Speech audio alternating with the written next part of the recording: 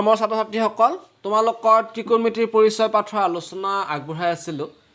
ইয়াৰ আগৰ আলোচনাত মই অনুশীলনী 8.1ৰ 1 নম্বৰ যিটো প্ৰশ্ন আছিলে সেইটো সমাধান কৰি দিছিলোঁ। আজি আমি 2 নম্বৰৰ পৰা কেইটামান অংক সমাধান কৰিম। তোমালোকে ভিডিঅ'টো শেষলৈকে চাবা আৰু কিবা নুবুজা থাকিলে মোক কমেণ্ট কৰি জনাবা। 2 নম্বৰ প্ৰশ্নটো দিয়া আছে চিত্ৰ 8.13 এই চিত্ৰটোত পৰা tan p minus cot r নিৰ্ণয় কৰিব আমাক দিছে। এতিয়া ত্ৰিকোণমিতিক অনুপাত 6টা আছে, আমি আগৰ আলোচনাত আলোচনা কৰিছোঁ। সেই 6টা অনুপাত হৈছে sin, cos, tan, cot, sec আৰু cosec। সমকোণী ত্ৰিভুজৰ ক্ষেত্ৰত ত্ৰিকোণমিতিক অনুপাতবোৰ আমি নিৰ্ণয় কৰোঁ। তাৰপিছত যিহেতু দুটা সূক্ষ্ম কোণ থাকে, সেই দুইটা সূক্ষ্ম কোণৰ পৰাই আমি মানবোৰ উলিয়াব পাৰোঁ। হয়তো কেতিয়াবা লম্বডাল ভূমি হৈ যাব বা ভূমিডাল লম্ব হৈ যাব, তাত কোনো কথা নাই, কিন্তু কৰ্ণডাল একেই থাকিব। এতিয়া এই চিত্ৰটোৰ ক্ষেত্ৰত এই অংকটো যিটো দিছে আমি তাকেই পাব পাৰোঁ। সেইটো কথাকে আমি দেখা পাইছোঁ যে tan p মান উলিয়াব দিছে এই কোণৰ সাপেক্ষে আৰু cot r মান উলিয়াব দিছে এই কোণৰ সাপেক্ষে। অৰ্থাৎ দুয়োটা কোণৰ বিয়োগফলটোৰ মান কিমান হ'ব নিৰ্ণয় কৰিব দিছে। গতিকে আমি এই চিত্ৰটোৰ জৰিয়তে আমি কি কৰিব লাগিব? সমাধান কৰিব লাগিব। কিন্তু আমি দেখা পাইছোঁ ইয়াত লম্বডালৰ মান আৰু কোণৰ সাপেক্ষে যদি আমি চাওঁ তেতিয়াহ'লে লম্বডালৰ মান 12 চেণ্টিমিটাৰ আৰু কৰ্ণডালৰ মান 13 চেণ্টিমিটাৰ আছে, কিন্তু ইয়াত ভূমি মান নাই। আকৌ পি কোণৰ সাপেক্ষে যদি আমি চাওঁ, পি কোণৰ বিপৰীত বাহুডাল কিউ আৰ, অৰ্থাৎ লম্বডাল কিউ আৰৰ মান নাই, লম্বৰ মান নাই, ভূমি মান আছে। কিন্তু আমি সদ্যহতে আৰ কোণৰ সাপেক্ষেই আমি কি কৰিম? কিউ আৰৰ মান আমি নিৰ্ণয় কৰি ল'ম। সমকোণী ত্ৰিভুজৰ ক্ষেত্ৰত পাইথাগোৰাছৰ উপপাদ্য প্ৰয়োগ কৰি আমি কিউ আৰৰ মানটো নিৰ্ণয় কৰি ল'ব লাগিব। আহা আমি অংকটো কৰি চাওঁ।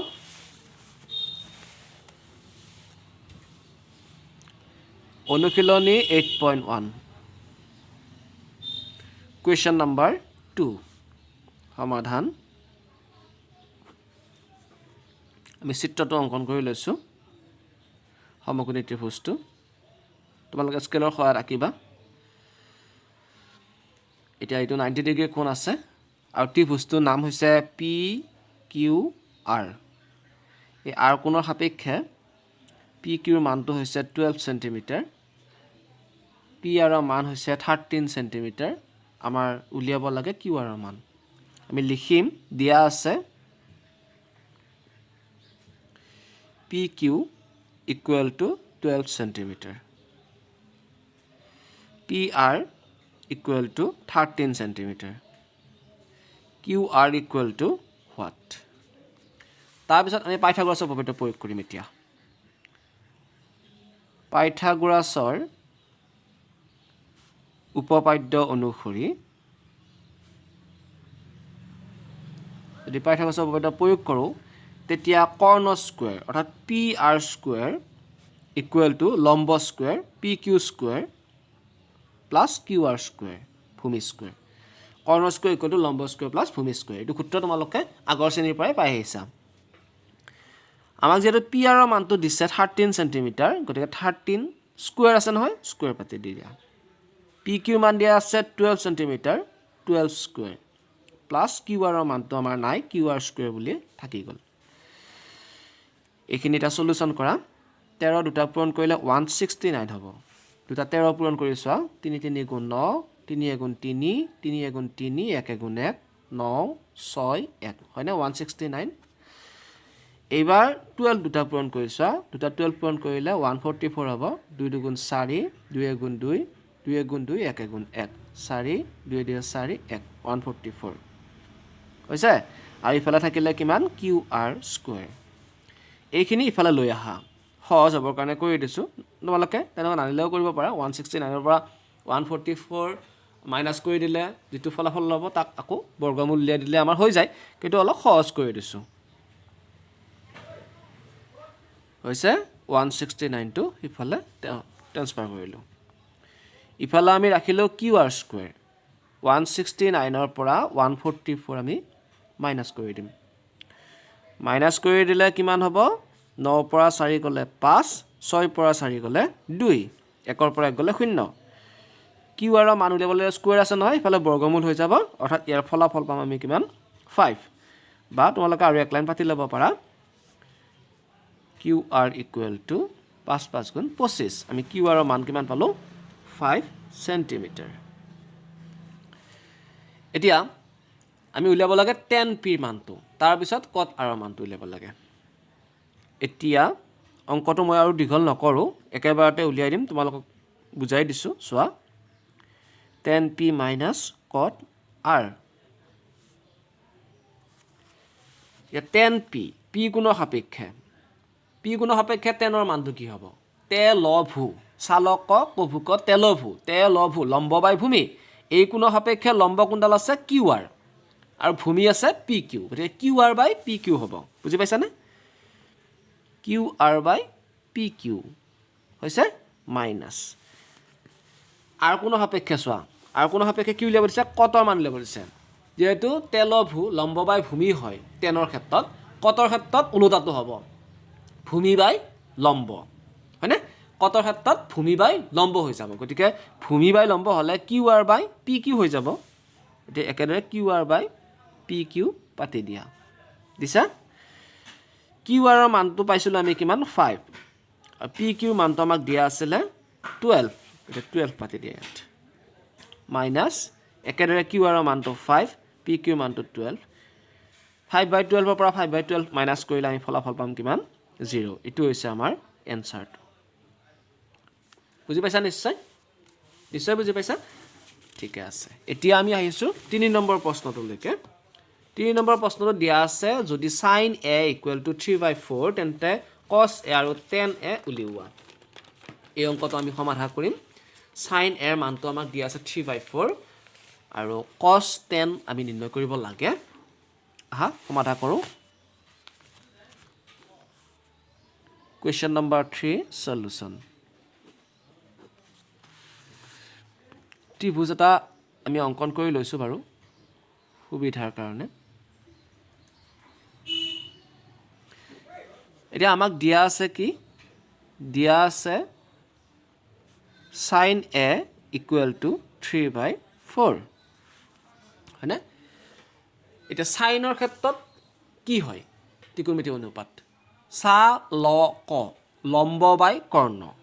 তেতিয়াহ'লে 3 টো হৈছে লম্বৰ মান আৰু 4 টো হৈছে কৰ্ণৰ মান হয়নে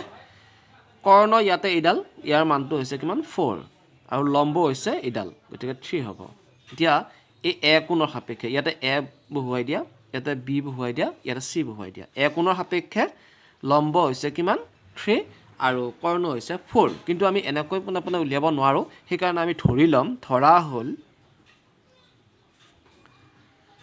sin a =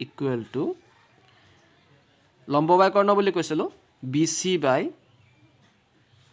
SC = 3/4 = k বুলি ধৰি ললো এতেকে BC = 28k আৰু SC = কি হ'ব 4k হল পাইথাগোৰাছৰ উপপাদ্য প্ৰয়োগ কৰিলে আমাৰ কি হ'ব AB ৰ মানটো ওলাই পৰিব AB = what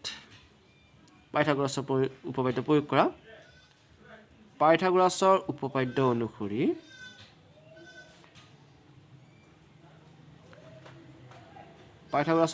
অনুসৰি কৰ্ণ স্কয়াৰ অৰ্থাৎ AC square = AB square plus BC square AC ৰ মানটো কিমান পাইছিলা 4 পাইছিলা 4k হোল স্কয়াৰ AB মানটো পাইছিলা 28 AB মানটো নাই AB মান আমি পোৱা নাই AB স্কয়াৰ থাকিলে BC মানে পাইছিলো আমি 28k সৰি BC মান 28k স্কয়াৰ 4 4 গুণ 16 k স্কয়াৰ = AB স্কয়াৰ 3 3 গুণ 9 9k স্কয়াৰ সেইখিনি ইফালে আনা AB square plus 9k square আৰু ইফালে হ'ব 16k square A B square আমি ইফালে ৰাখি দিলোঁ 9k স্কুৱেৰটো সিফালে ট্ৰেন্সফাৰ কৰিম ইয়াতে আছিলে 16k স্কুৱেৰ তাৰ পৰা আমি 9k স্কুৱেৰ মাইনাছ কৰি দিম মাইনাছ কৰিলে আমাৰ ফলাফল কিমান হ'ব 16 পৰা 9 গ'লে 7 7k স্কুৱেৰ এটা স্কুৱেৰ আছে সো আমি ইয়াৰ বৰ্গমূল নিৰ্ণয় কৰিব লাগিব ইফালে স্কুৱেৰ থাকিলে বৰ্গমূল হৈ যায় ৰুট অভাৰ 7k স্কুৱেৰ হ'ল দেখা পালোঁ আমি 7 টো দুটা মান ভাঙিব নোৱাৰো গতিকে ৰুট অভাৰ 7 বুলিয়ে থাকিল আৰু k থাকিল k স্কুৱেৰ আছে নহয় k হ'ব ওকে এটা আমাক কি উলিয়াব দিছে cos a আৰু tan a এতেকে cos a কোণৰ সাপেক্ষে cosৰ মান নিৰ্ণয় কৰিব লাগে এই কোণৰ সাপেক্ষে হৈছে ইয়াতে আমাৰ প্ৰবলেম দিয়া নাই কোণৰ সাপেক্ষে উলিয়াব দিছে আগৰ অংকটোত কিন্তু আমাৰ দুটা কোণৰ সাপেক্ষে দিয়া আছিল tan p আৰু cot r উলিয়াব দিছিল দুটাৰ পাৰ্থক্য কিমান তাক নিৰ্ণয় কৰিব দিছিল কিন্তু ইয়াত আকৌ কি হৈছে এটা কোণৰ সাপেক্ষে দিছে কোণৰ সাপেক্ষে গতিকে আমাৰ অসুবিধা নহয় ক ভু ক এই ডালৰ মান আমি পাই গলো কিমান √7 ab ৰ ডালৰ মান পালো আমি √7 এতিয়া ক ভু ক তেল ভু